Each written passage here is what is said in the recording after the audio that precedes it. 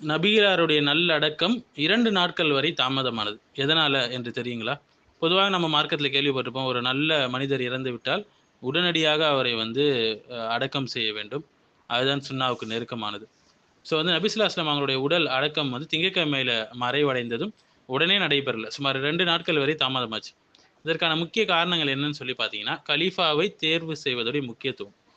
நபியுடைய மறைவுக்கு பிறகு உம்மத்துக்கு ஒரே தலைவரை, கலீஃபாவை தேர்வு செய்வது அவசர தேவையாக இருந்தது.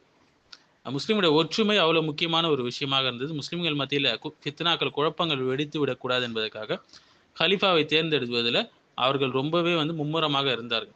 சஹாபாக்கள் வந்து சகீஃபா பனு சாயிதா என்ற இடத்துல கூடுனாங்க. அபூபக்கர் அவங்களுக்கு வந்து கலீஃபாக்களின் பையத்தை மக்கள் வழங்கினார்கள். இந்த செயல்முறை வந்து செவ்வாய்க்கிழமை வரைக்கும் நீடிச்சுச்சு. செவ்வாய்க்கிழமையுடைய இரவுடைய பிற்பகுதியில, அதாவது செவ்வாய் மற்றும் புதன் இடை நேரத்துல நபி அவர்கள் அவரது இல்லத்தில் ஆயிஷா ரதியல்லாஹு அன்ஹா அவங்களுடைய அறையில நல்லடக்கம் செய்யப்பட்டாங்க.